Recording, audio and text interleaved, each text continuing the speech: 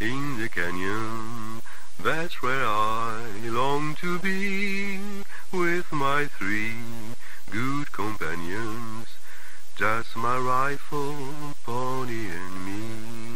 Microciné, bonjour. Nous sommes en 2022 et il s'avère qu'il y a quelques semaines de cela, donc en 2021, oui, on peut dire ça comme ça, a été diffusé, publié un film de montage sur la plateforme Disney+, un film de montage qui a été soigneusement réalisé par Peter Jackson. Et ce film, vous le connaissez, c'est Get Back, qui est un film en 3 parties et qui retrace un peu ce qui s'est passé durant la mise en place, la création de l'album Let It Be, dans laquelle il y a cette chanson Get Back. On en connaissait un petit peu quelques bris parce qu'un film était sorti en 1970, mais là c'est autre chose, c'est différent et on va en parler de cette différence avec 3 invités. Il y en a un qui n'est pas encore là mais qui va pas tarder à arriver, sinon les 2 autres sont là, bien présents. Vous les connaissez, Benjamin Durand et Nico Pratt. Bonjour à vous, comment allez-vous? Bonjour. Et merci surtout d'être là. Comment allez-vous?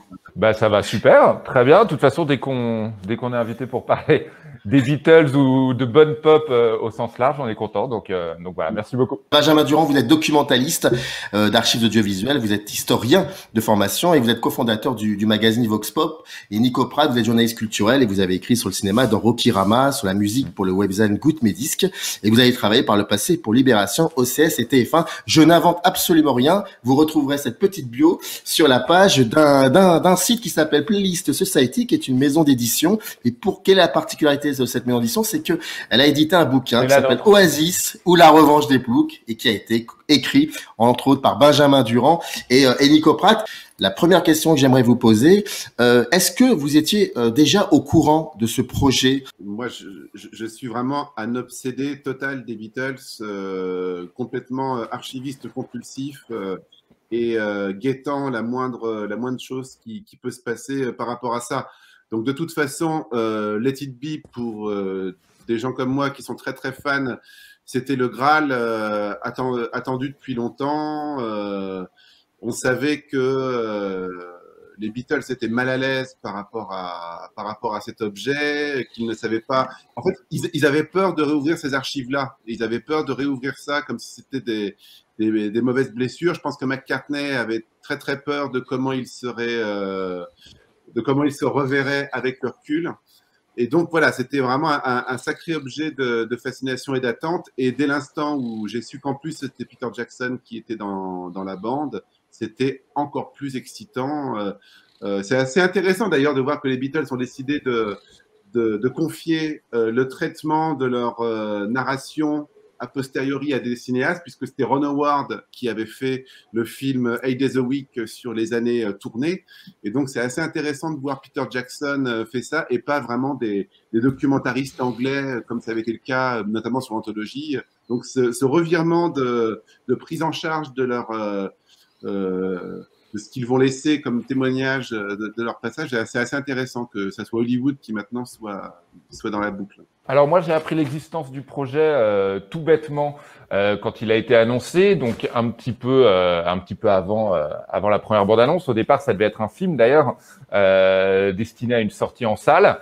En revanche, moi, je trouve ça en effet très intéressant que ce soit Peter Jackson qui réalise et même, tu le disais Benjamin, que Ron Howard se soit emparé du sujet des années tournées, parce que finalement, Peter Jackson, c'est pas tant une surprise que ça, puisque sur son précédent documentaire, qui était consacré à la Seconde Guerre mondiale, il avait déjà accompli le même type de prouesse technique, c'est-à-dire que les images avaient été colorisées et ils avaient lu sur les lèvres des soldats pour les faire parler, c'est-à-dire enregistrer des voix d'acteurs et les poser donc sur les images. Donc il y avait déjà cette ambition de récupérer des archives datant de 50, 60, 70 ans pour les ancrer dans la modernité.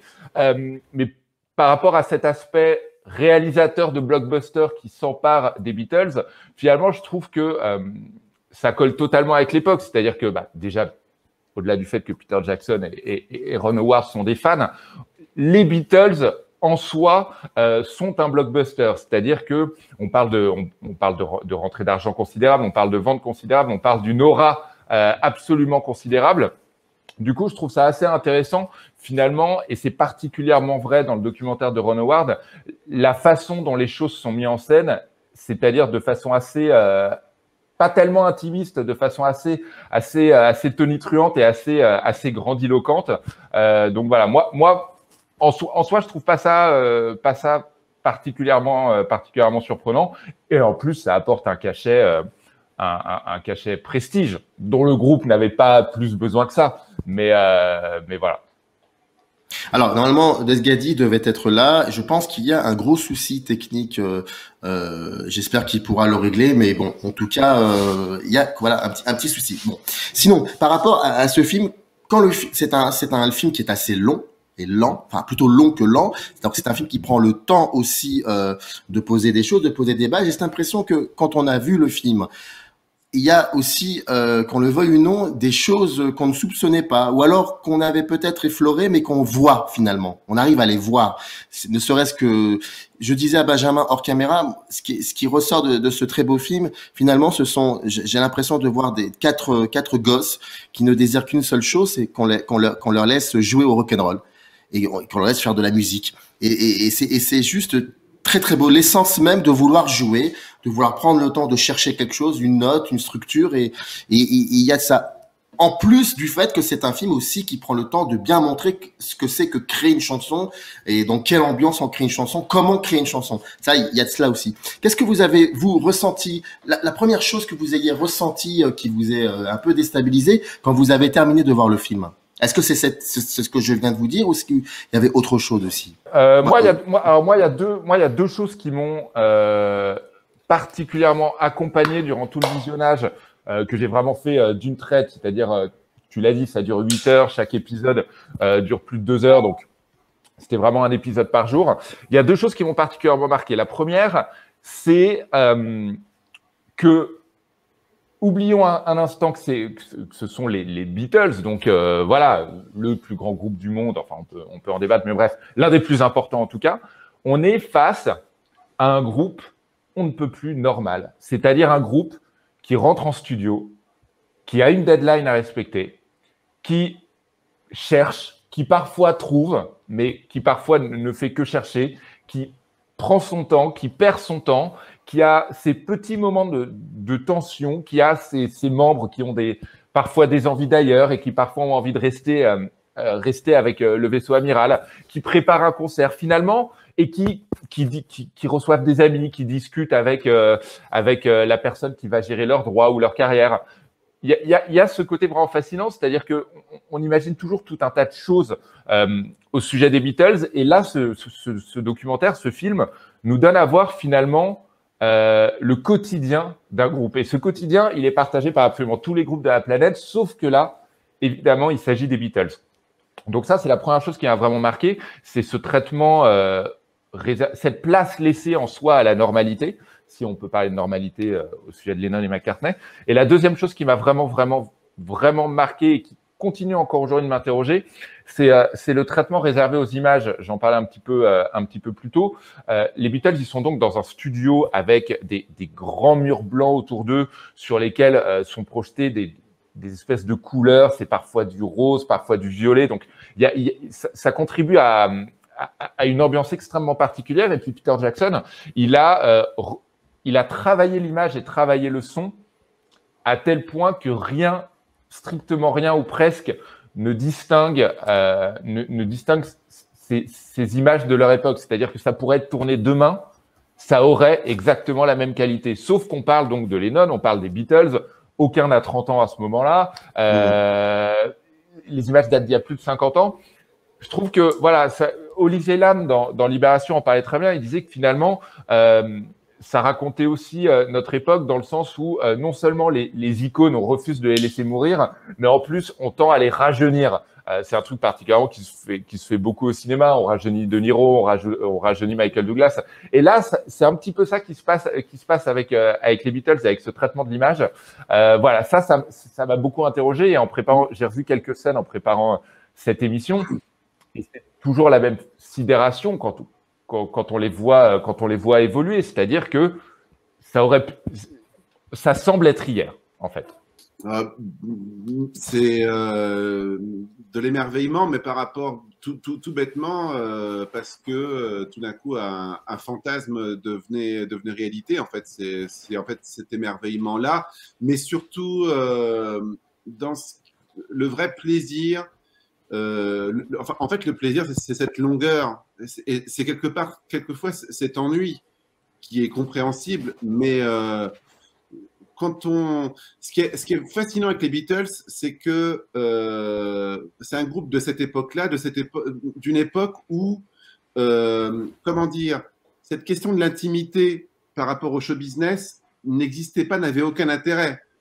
En fait, dans les années 60, les Beatles, tout ce qu'on leur demandait, c'était de sortir des disques qui avaient des pochettes, sortir des clips, etc. Mais les à côté, à l'époque, dans le show business, les à côté n'avaient aucun intérêt. C'est l'évolution de la culture du show business qui a donné de l'intérêt pour toutes ces choses-là. Et ce qui est intéressant, c'est que à l'époque, ce qu'on avait de façon brute, c'était les disques, et qu'ensuite, il y a eu, dans les années 90, quand les Beatles ont fait les Beatles Anthology, où ils nous ont donné en gros bloc leurs sentiments sur leur histoire, ils ont donné quelques archives, etc. Et on avait des nouveaux enregistrements où on les écoutait en studio, etc. Et là, ça va encore plus loin. Et je veux dire par là que c'est ça la dernière chose qui nous manquait quelque part dans la compréhension des Beatles au niveau des archives, c'était en fait ne serait-ce que de voir les interactions de Lennon et McCartney quand ils ont oublié la caméra. Parce que jusqu'à présent, tout ce qu'on avait comme image, c'était eux dans les émissions de télé, etc. Donc, ils savent qu'ils sont filmés, ils font les zouaves, etc. Et en fait, là, c'est extrêmement fascinant parce que ce qu'on voit, c'est vraiment ce qu'on fantasmait, mais qui est la vérité. McCartney et Lennon, ils ont vraiment une communication télépathique. Et c'est ça aussi qui renforce l'impression de gêne qu'on a par rapport à George Harrison, c'est que quand on est témoin, grâce aux images de Peter Jackson, de cette espèce de communication télépathique qu'il y a entre Lennon et McCartney, on est gêné par rapport à George Harrison qui apporte à ce moment-là des chansons énormes, mais qui n'est pas dans ce jeu-là entre les deux. Et là aussi, on voit une des raisons du split, etc., que c'était plus possible. Parce que les Beatles, ça a fonctionné pendant tout le temps avec ce leadership, Lennon et McCartney. Même s'il y a une compétition, il y a un respect. Ils sont quelque part deux entités d'un même corps. Et ce qu'on voit dans ce film, c'est cet équilibre-là qui se désagrège. Et c'est magnifique.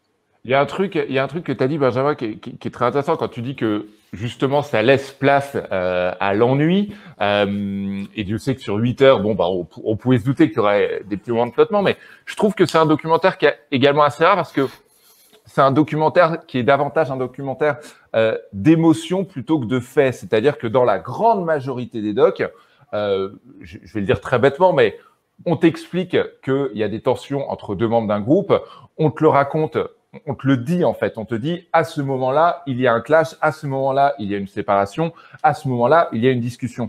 Et là, non seulement on te les montre, mais on te montre ce qui se passe avant, on te montre ce qui se passe après, on laisse le temps à l'histoire de se dérouler. Et finalement, je trouve que non seulement le format est complètement adapté au sujet, c'est-à-dire que voilà, on suit ça en long cours, mais du coup, ça nous permet on ne nous dit pas ce qu'il faut ressentir. Dans la plupart des documentaires, on dit il monte sur scène, c'est un concert triomphal, donc soyez surexcités. Ils se séparent dans la tristesse et l'aigreur. Donc voilà, soyez déçus, soyez tristes pour eux. Là, finalement, c'est un documentaire où déjà il n'y a pas de voix off, où il y a très très peu de texte qui apparaît à l'écran, où il n'y a pas d'archives. Quand je dis archives, c'est en soi une archive, mais d'archives.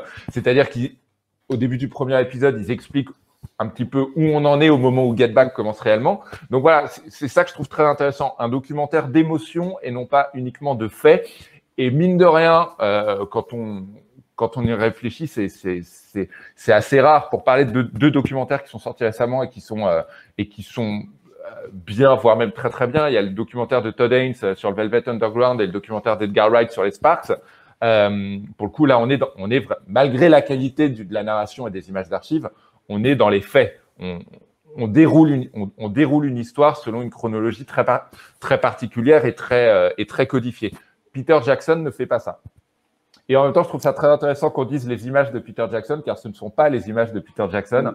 Mais voilà, ça il y a beaucoup à en dire. On sent le fait que tu es journaliste, Nico. Donc tu m'as donné la transition parce que j'allais en parler de cela. J'allais vous dire, mais attendez les gars, il y a un gros souci, c'est que il se passe un truc fascinant, c'est que durant ces 8 heures de film, et je crois que c'est 60 heures de rush. Ouais, 50 heures de rush vidéo et 150 heures d'audio.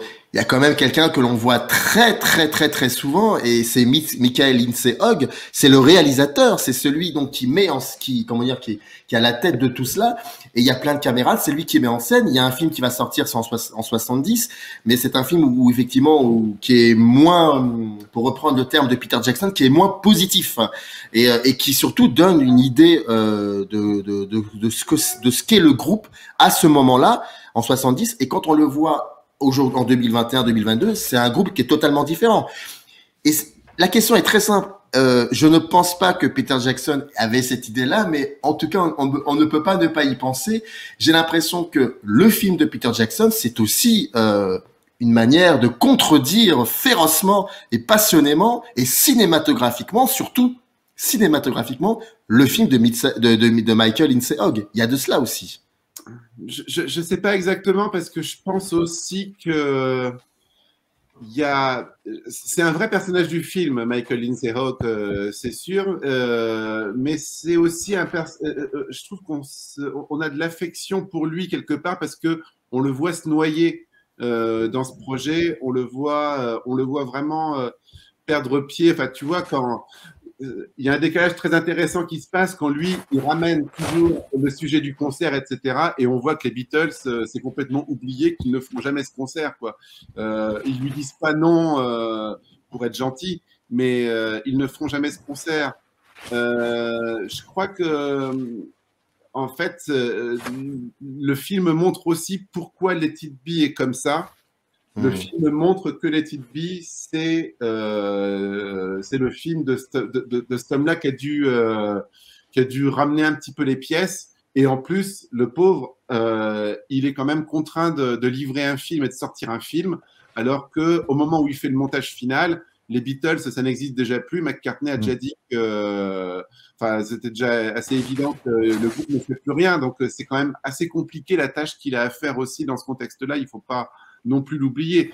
Peter Jackson a quelque part refait un truc sur, entre guillemets, le miracle que les Beatles, c'est toujours un sujet d'intérêt 50 ans plus tard, alors que je pense qu'en 70, ils ne pensaient pas que ça intéresserait encore les gens 50 ans plus tard.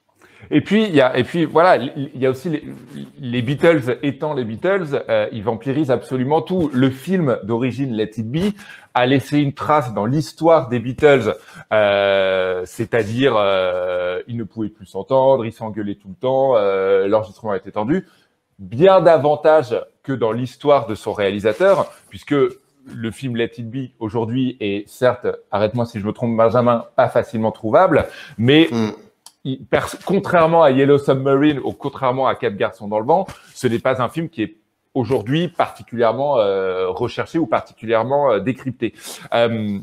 Ceci étant dit, moi je trouve c'est aussi deux époques différentes. C'est-à-dire qu'à l'époque de l'enregistrement donc de ce qui deviendra le film Let It Be, alors certes, ça paraît un petit peu délirant aujourd'hui, mais les Beatles n'ont pas tourné depuis 3 ans. Donc, il y a une appétence en soi de contenu. Aujourd'hui, un groupe qui tourne pas pendant 3 ans aujourd'hui, c'est la norme. Mais à l'époque, voilà, il fallait être en permanence en tournée et sortir en permanence des albums. Donc, finalement, je pense que, j'ai oublié son nom, Michael Lindsay Hogg, pardon, Lindsay Hogg.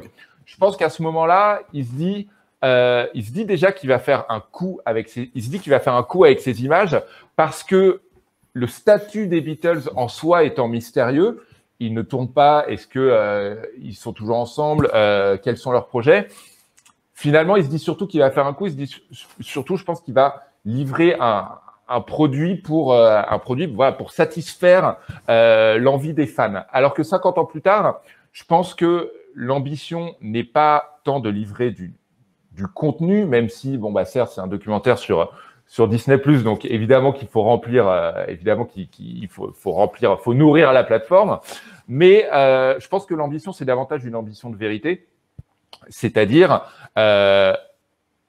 rétablir la vérité sur ce qui s'est également passé, mais également corriger voilà corriger une certaine forme de trajectoire, reprendre la narration là où finalement elle aurait jamais dû s'arrêter. C'est-à-dire que Let It Be sort, le film sort, et l'album d'ailleurs sort, ils sortent et les Beatles sont déjà séparés. Donc forcément, ça contribue à dire regardez ce qui s'est passé, regardez comment a tout foutu le camp. Le documentaire de Peter Jackson nous raconte finalement une toute autre histoire, une histoire en soi un petit peu plus banale. C'est un groupe qui s'éteint, tout simplement. Mais avec une petite précision quand même à dire pour ceux qui n'ont pas forcément vu Let It Be, le film, c'est que malgré sa réputation beaucoup plus sombre, etc., il y a quand même un truc très important qu'on voit dans le Get Back de Peter Jackson et qui n'est pas dans Let It Be, c'est tout ce qui concerne le départ de George Harrison des sessions.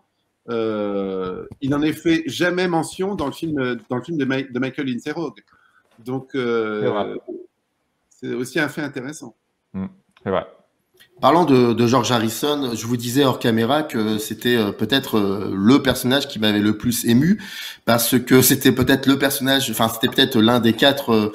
C'est un peu compliqué de dire 4 parce que moi Ringo Starr, enfin je pense que pour beaucoup de gens Ringo Starr c'est vraiment quelqu'un d'à part quoi. On le met un peu de côté celui-là. Mais George Harrison c'était celui sur lequel j'avais vraiment des idées extrêmement préconçues. Déjà ne serait-ce que de dire, et je vais me faire massacrer, mais de dire c'est pas un bon guitariste. Franchement par rapport à son ami Eric Clapton, enfin c'est très compliqué tout ça.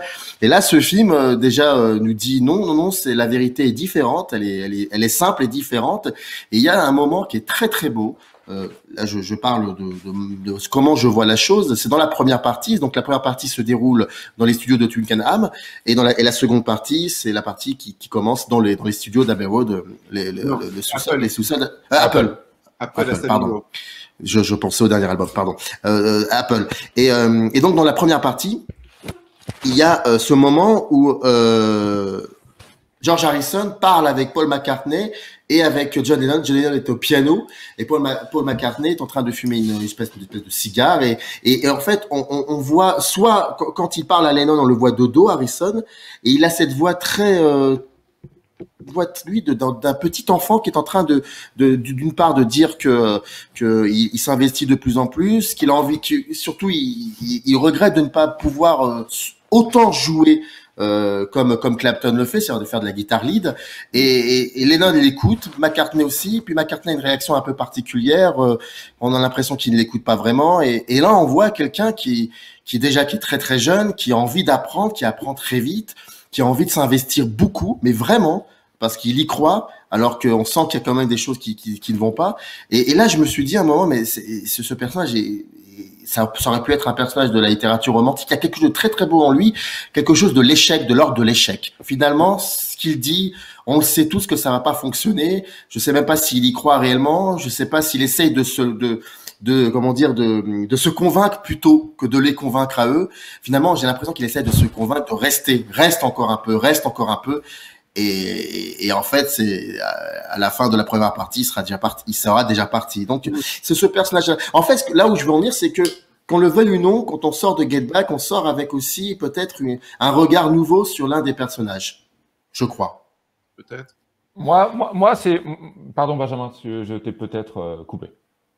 Non, après ce que je voulais dire. Alors, pour le coup, aux gens qui ont découvert, qui ont été attachés par le personnage de George Harrison sur Get Back et qui ne l'ont pas vu, je recommande vraiment le visionnage du documentaire que Martin Scorsese avait consacré à George Harrison il y a une dizaine d'années, qui s'appelle Living in the Material World. C'est un documentaire de 3 heures, mais qui est vraiment très très beau pour ça et qui explique une chose extrêmement intéressante. Déjà, George Harrison était vraiment parmi ceux qui voulaient le plus en 66 arrêter les tournées, etc. Et il a toujours dit qu'après qu'ils aient arrêté les tournées, il a été très frustré de voir leur jeu de musicien se détériorer quelque part parce qu'il ne pouvait plus jouer aussi souvent. Et George Harrison a toujours dit, on parle toujours de Sgt. Pepper, machin, comme le point culminant de l'œuvre des Beatles, mais lui, c'est pas du tout un album qu'il a eu beaucoup de plaisir à enregistrer. C'est le moment où il s'immergeait dans la musique indienne. Et en fait, il a assez vite vu ses limites, et c'est son ami musicien indien Ravi Shankar qui lui dit, et ça il en parle dans le film de Scorsese, qui lui dit: George, arrête d'essayer de faire de la musique indienne. Au contraire, tu seras beaucoup plus utile si tu fais la musique qui est toi, la musique de tes racines. C'est ça qu'il faut que tu interprètes.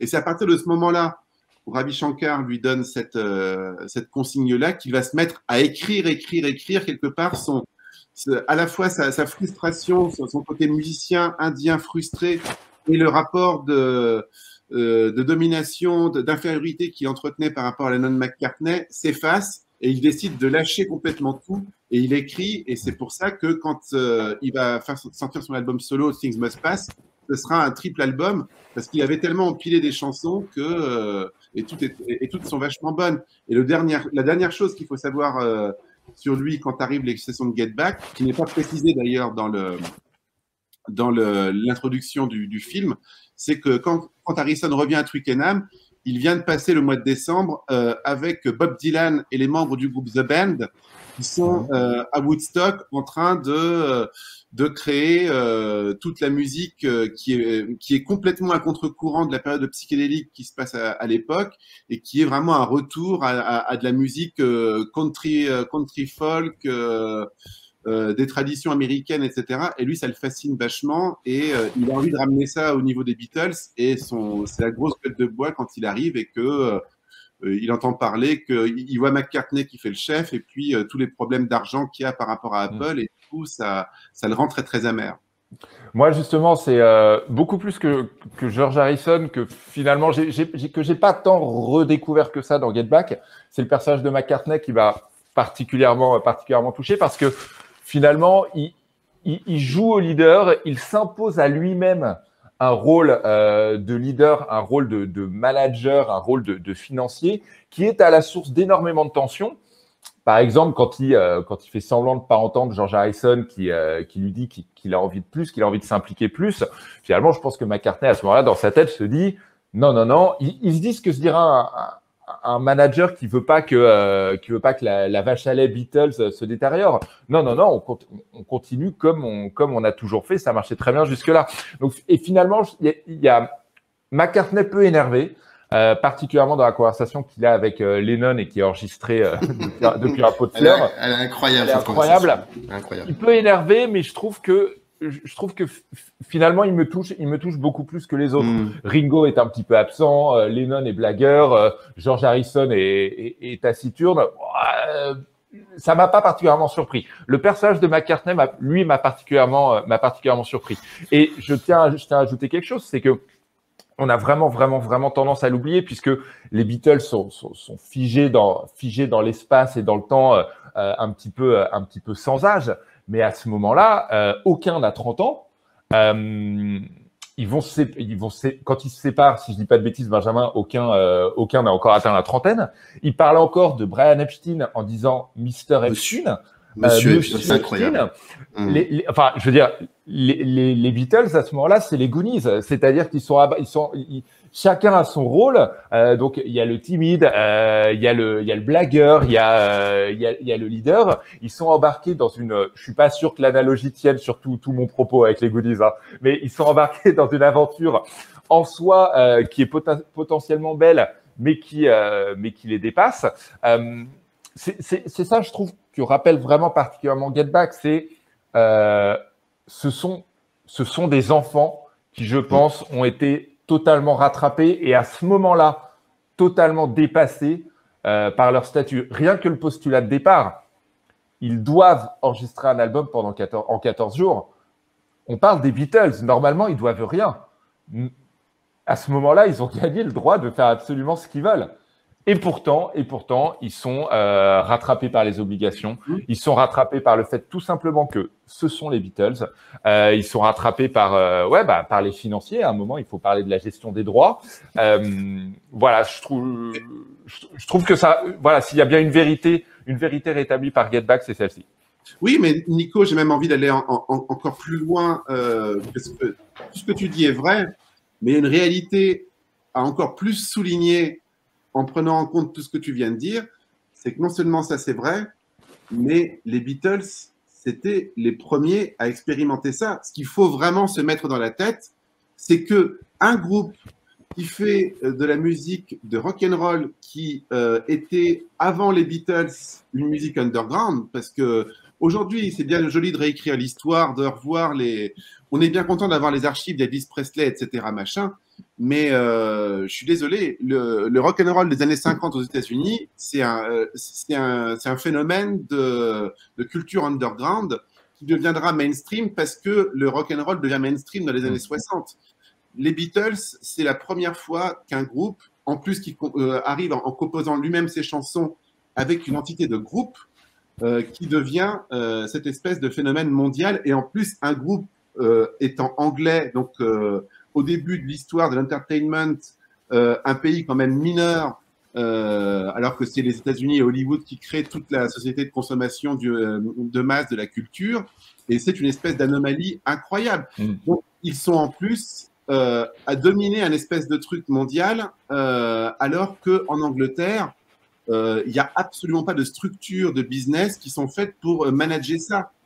C'est ça l'histoire des Beatles aussi, et ce qu'on oublie tout le temps. Évidemment, aujourd'hui, on est habitué au monde du show business, du spectacle, etc., du rock, des groupes qui se séparent, etc.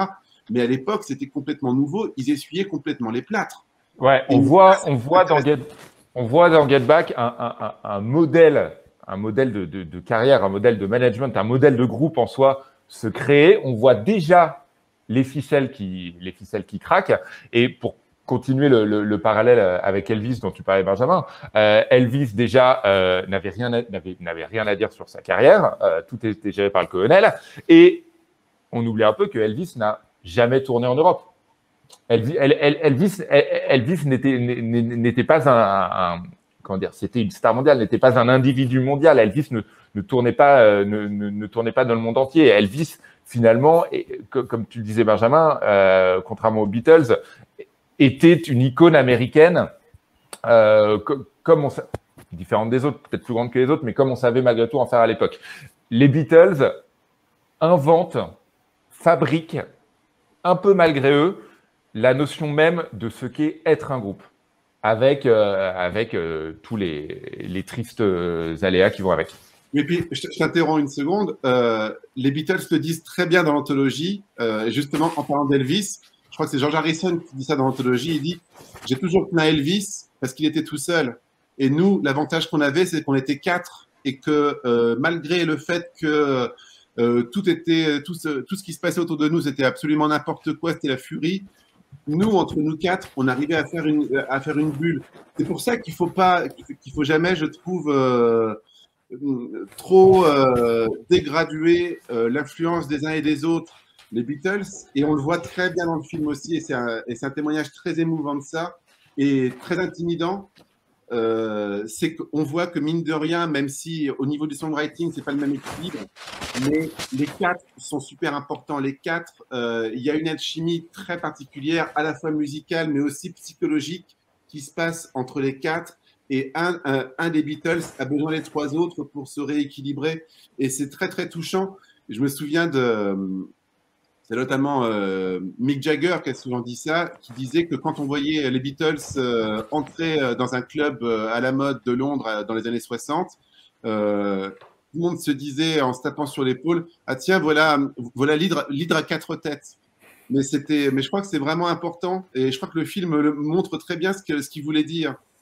C'est vraiment un groupe très très spécial par rapport à ça. Il y a eu beaucoup de groupes depuis, mais des groupes où on sent une alchimie et puis un vécu intense entre 4 personnes, c'est ça qui est très très précieux dans ces images aussi. On le voit d'ailleurs dans Get Back, quand George Harrison quitte le groupe, quelques noms sont mentionnés pour le remplacer, mais strictement personne n'y va. Personne ne passe. Voilà, c'est pas possible. Ça ne pouvait pas exister autrement, et ça n'existera jamais autrement du coup. Et puis surtout, il y a le fait que quand on connaît un peu les Beatles et un petit peu la musique, l'industrie musicale de cette période-là, il y a comme ça donc des noms qui sont cités dans le film et nous savons que par exemple, je prends comme exemple Allen Klein. Et ça, c'est très beau, ça, parce que quand on connaît un peu qui est Allen Klein, quand on sait maintenant aujourd'hui qui il est, et ce qu'il a fait, et ce qu'il a commis aussi, on peut penser à Sam Cooke, par exemple. Et c'est très drôle parce qu'on a très envie, nous, l'homme du présent ou la femme du présent, d'attraper le film et de leur dire non, surtout pas, surtout pas.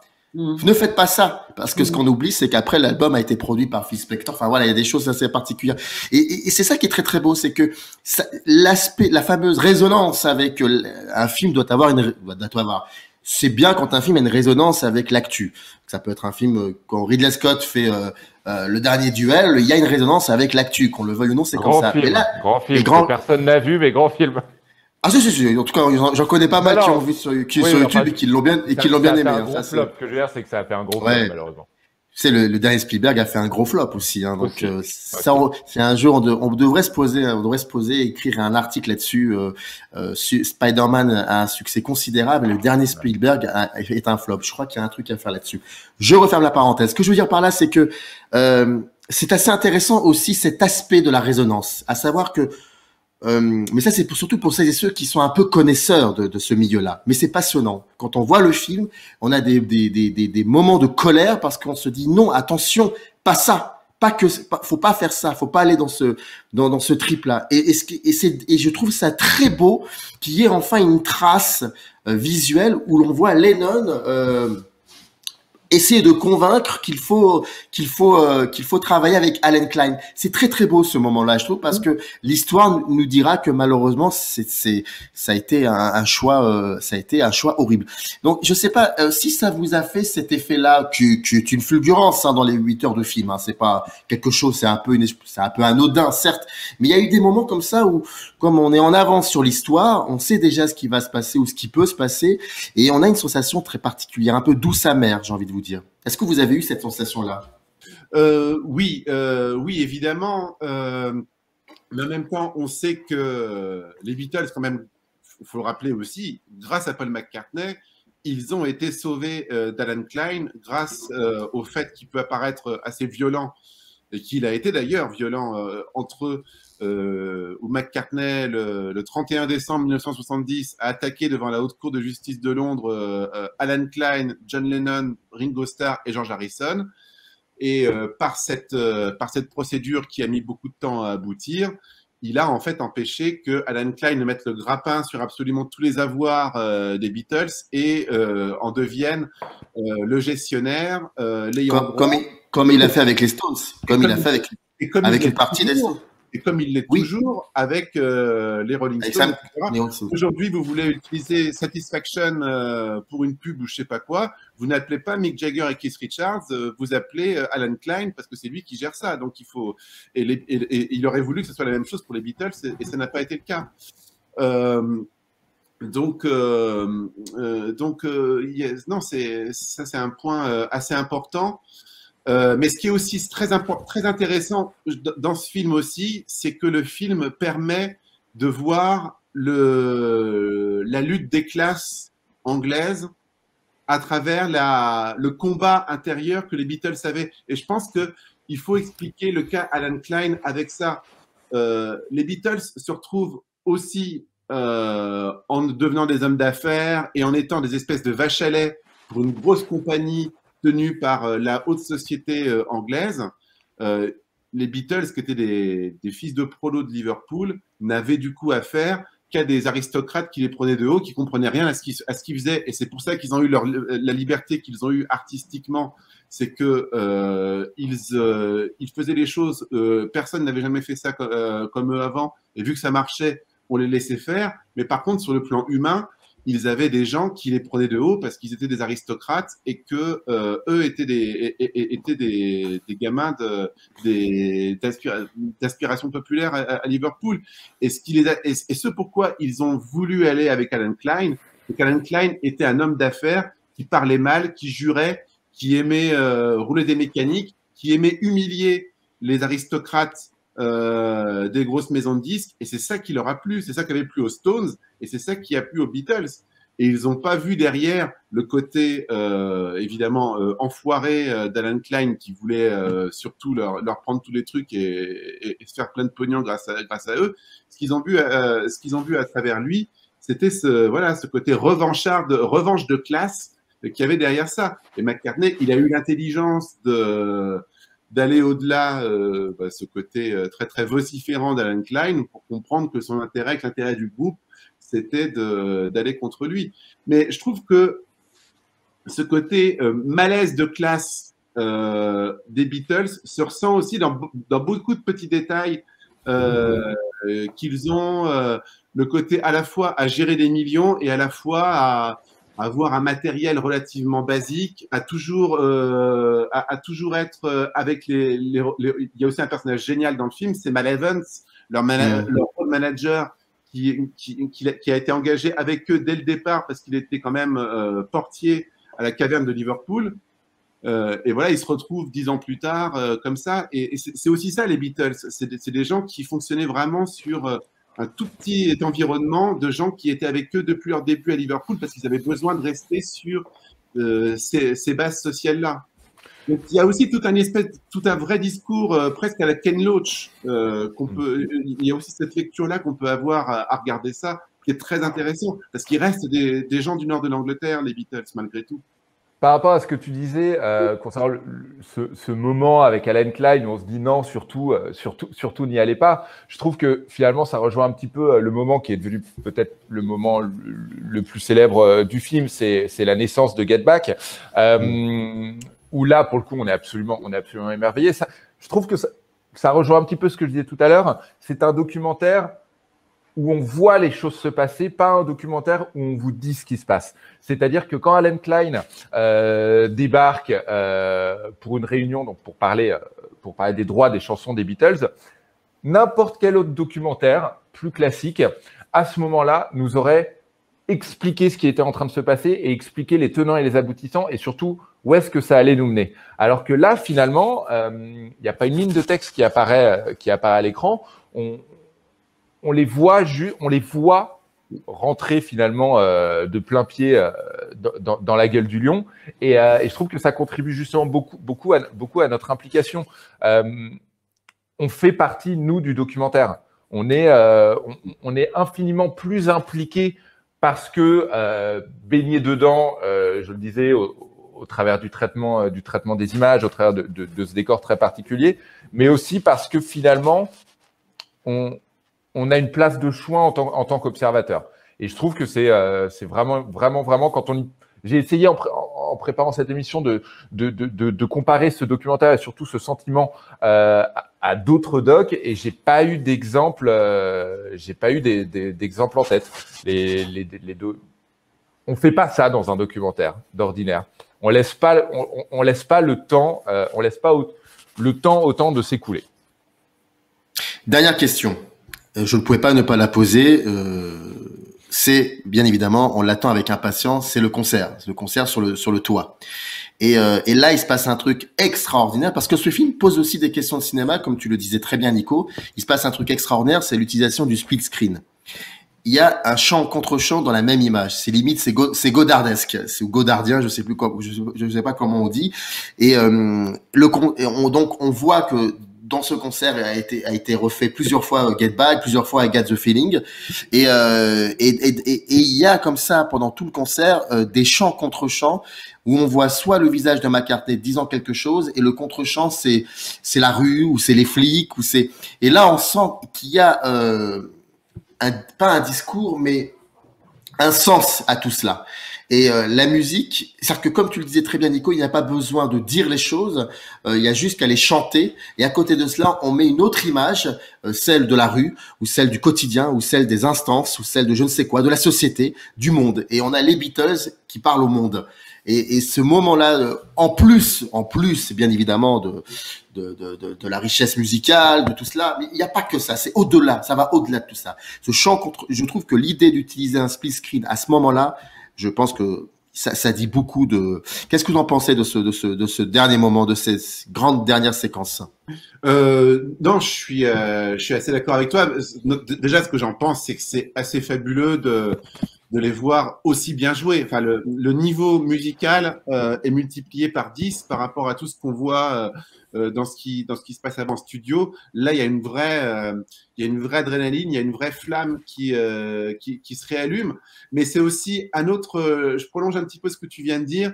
C'est aussi, je trouve, un autre discours qui ne se dit pas dans le film, mais qui en ressort, je trouve, des Beatles, c'est que les Beatles, c'était avant tout un groupe qui avait vraiment une valeur universelle et qui en fait, paradoxalement, qui avait vraiment besoin d'avoir un contact avec le monde, avec le public, en fait.